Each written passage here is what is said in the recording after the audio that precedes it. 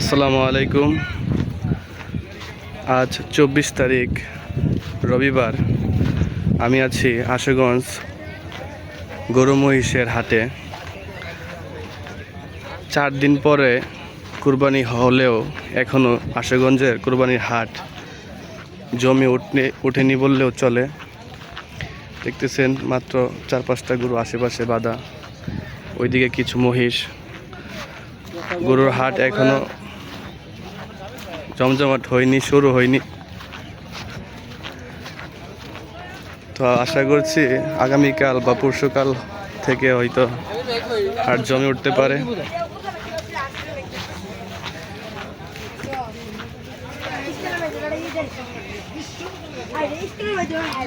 সামনে কিছু গরু আছে, আসুন ওইদিকে যাই, ওইদিকে গরুগুলো দেখি।